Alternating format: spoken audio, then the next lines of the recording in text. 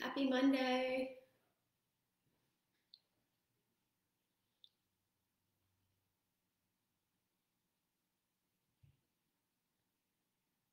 We'll give folks a minute to get logged on here.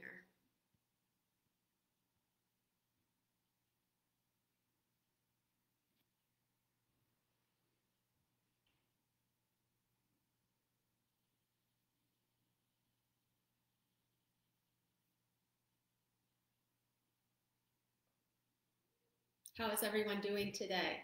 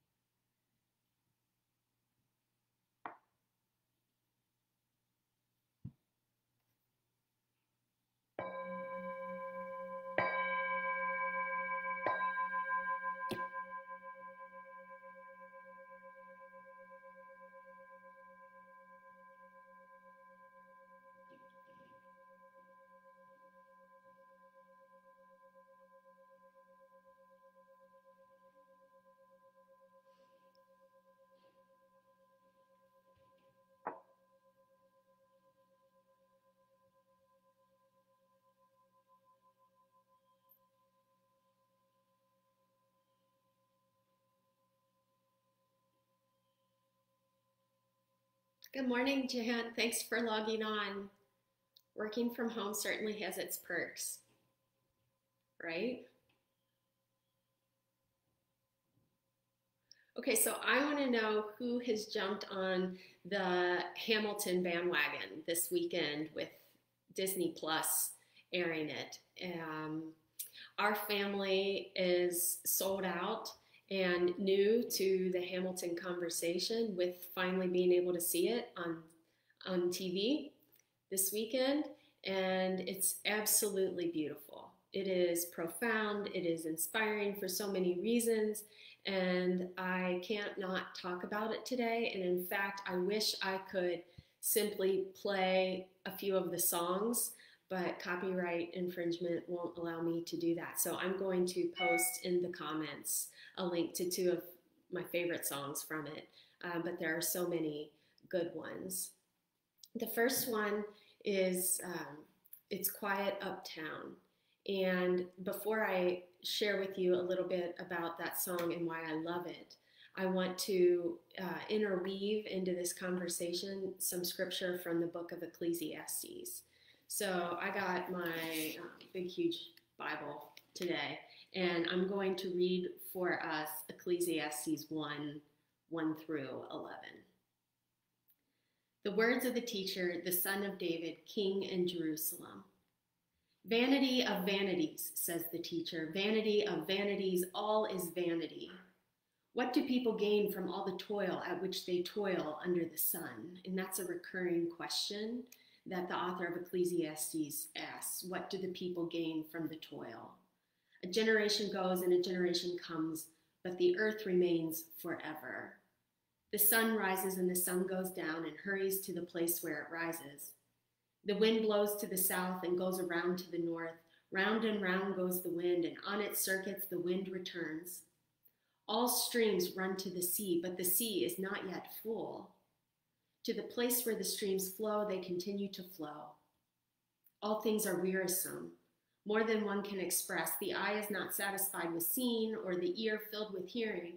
What has been is what will be, and what has been done is what will be done. There is nothing new under the sun. Is there a thing of which it is said, see, this is new, it has already been in the ages before us? The people of long ago are not remembered, nor will there be any remembrance of people yet to come by those who come after them. You can sense some cynicism in that. The author is reflecting on the death of Solomon, who was the paragon of wisdom and proverbs and a God-anointed king. And yet in grief and in frustration, the author is wondering essentially kind of what's the point? there's a lot of pain behind this. And so to take that to Hamilton, the story of Alexander Hamilton is really an amazing, it's an amazing biography of one of the founding fathers of this country. And he and his wife, Eliza, have a child that is killed. And when they are processing their grief, this song comes on, and it's called It's Quiet Uptown. And I want to read for you just the beginning and the ending of it. And it's important to know, too, that Hamilton and his wife had lived apart for a time, and during that time, he had had an extramarital affair. And so there's been a rift in their marriage while they are grieving the death of their son. There are moments that the words don't reach. There is suffering too terrible to name. You hold your child as tight as you can and push away the unimaginable. The moments when you're in so deep, it feels easier to just swim down. The Hamiltons move uptown and learn to live with the unimaginable. I spend hours in the garden.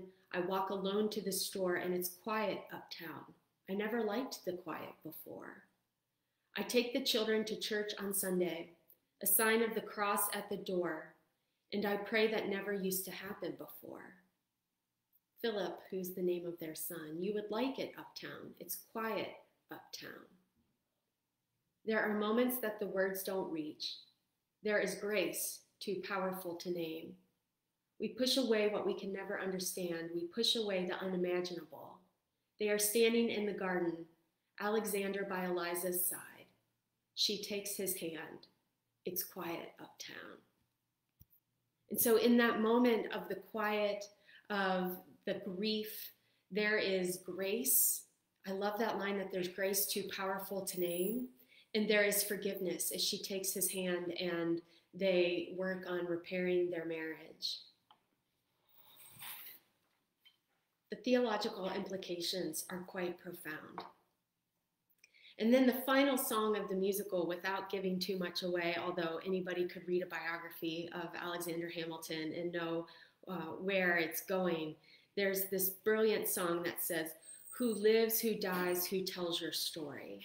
And so it's after his murder by Aaron Burr that this song comes, and it's about legacy. There's a line in the show that says, legacy is like planting seeds in a garden you never get to see. And so listen to these lyrics. Let me tell you what I wish I known. When I was young and dreamed of glory, you have no control. Who lives, who dies, who tells your story? And then it goes on that President Jefferson comments, and then President Madison comments, who keeps your flame, who tells your story? And then his wife, Eliza, comments, and she says, I put myself back in the narrative. I stop wasting time on tears. I live another 50 years. And here's the ways that she lived that she enumerated in the song. She interviewed every soldier who fought by Hamilton's side. She tries to make sense of the thousands of pages of his writing. She says, you really do write like you're running out of time. She raises funds for the Washington Monument in D.C. She speaks out against slavery and is a strong abolitionist. And then she opens the first private orphanage in New York City in honor of Alexander, who himself was an orphan.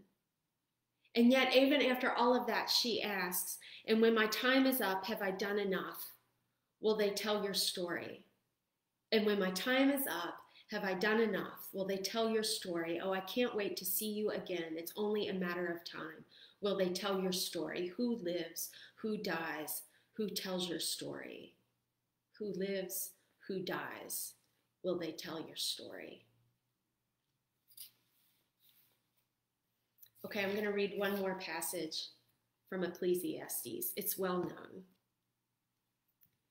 For everything there is a season, and a time of every matter under heaven, a time to be born and a time to die, a time to plant and a time to pluck up what is planted, a time to kill and a time to heal, a time to break down and a time to build up, a time to weep and a time to laugh, a time to mourn and a time to dance, A time to throw away stones and a time to gather stones together, a time to embrace and a time to refrain from embracing.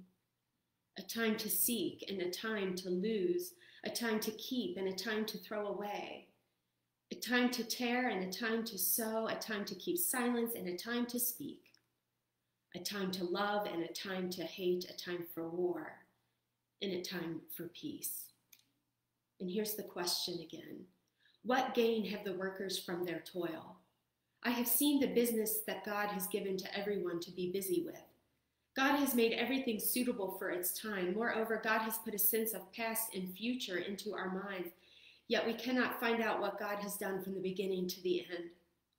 I know that there is nothing better for them to be happy and enjoy themselves as long as they live. Moreover, it is God's gift that all should eat and drink and take pleasure in their toil. I know that whatever God does endures forever. Nothing can be added to it nor anything taken from it. God has done this so that all should stand in awe before God. That which is already has been, that which is to be already is, and God seeks out what has gone by.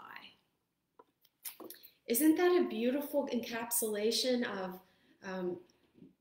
of the legacies that we want to leave, trusting that God is a part of our lives, a part of our living, even when it's radical grief and pain and a searching for grace that seems so elusive and far away, that even when it is a life well lived, fighting for causes that you believe in, standing up for what is right, seeking justice in all that we hope for and do and say, in all of that, there is God who has come before us, who sustains us in the present, and who inspires us to live into the future. So as you go about your week, may you be inspired by the story of Alexander Hamilton. May we be inspired by the biblical characters who write their own poetry so brilliantly and honestly. And may you be inspired to live a life this week that is worthy to the calling to which we have been called as children of God. Blessings on you, and peace be with you.